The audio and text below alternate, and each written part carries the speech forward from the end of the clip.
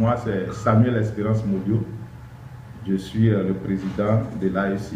L'AEC qui est l'association des exportateurs de caoutchouc naturel de Côte d'Ivoire, FONDETAS.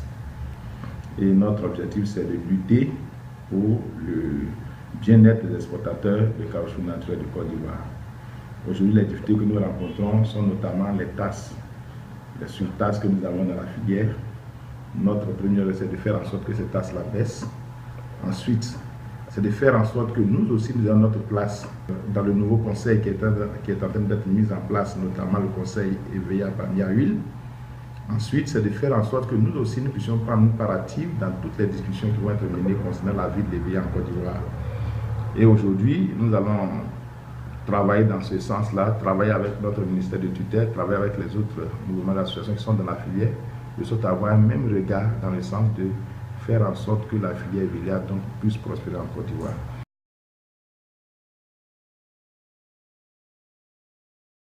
Aujourd'hui, avec les luttes que nous avons menées jusqu'en mars 2018, l'État de Côte d'Ivoire a fait quand même un effort pour enlever toutes les autres tasses qui étaient là, notamment les tasses concernant la PROMAC, le FDH et les autres tasses, la NERS.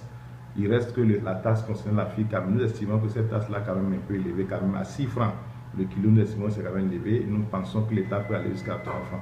Ce qui concerne les tracasseries administratives au niveau de la douane, aujourd'hui, avec l'arrêté qui est sorti, cela est tellement clair que la douane ne peut pas se permettre encore de faire des tracasseries, mais seulement le plafond que l'État a mis en disant de 10 000 tonnes par mois, nous estimons que ce plafond doit soit sauté et de faire en sorte qu'aujourd'hui, tout exportateur qui veut exporter, ou bien que les plafonds là soient faits par exportateurs, de sorte que tout le monde puisse travailler librement, parce que nous nous rendons compte qu'à chaque début de mois, le plafond est déjà consommé par les grands industriels déjà. Alors que ce n'est pas fait pour que seuls les industriels exportent. Donc il faut que ces plafonds aussi soient levés. Nos perspectives, c'est de faire en sorte que aujourd'hui, toutes ces barrières, toutes ces difficultés que nous rencontrons dans la filière soient levées pour que nos confrères qui sont donc dans la filière puissent continuer donc leur activité sans être embêtés par les tasses, sans être embêtés par les décisions qui sont prises de manière inopportune, qui viennent donc entraver donc le travail que nous sommes en train de faire, sans être embêtés sur le plan administratif par toutes les formalités qu'on nous impose aujourd'hui.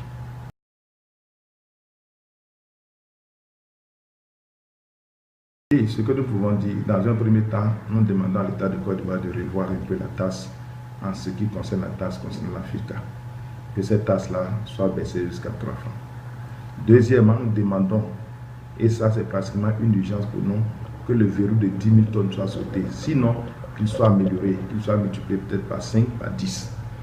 Et de faire en sorte qu'un seul exportateur ne puisse pas prendre, je veux dire 20, 25, 30, 40, même 50% du volume, si c'est un par quota que nous voulons fonctionner. Pour nous, ce qui serait idéal, c'est de faire en sorte que nous ne puissions pas fonctionner par quota, étant entendu que nous sommes dans un marché libéral, et que ceux qui peuvent exporter, qu'ils puissent l'exporter. Ensuite, nous demandons à aussi avoir notre place dans le nouveau conseil qui est en train d'être mis en place, le conseil KVK, parce que les exportateurs ont certainement leur mot à dire dans ce conseil. Enfin, nous pensons que nous devons donc avoir de bonnes relations, non seulement avec l'État, avec l'administration, mais avec nos confrères qui sont donc dans la filière. Donc nous encourageons tous nos frères, tous nos sœurs sur le plan national à s'intéresser donc encore à l'EVEA culture.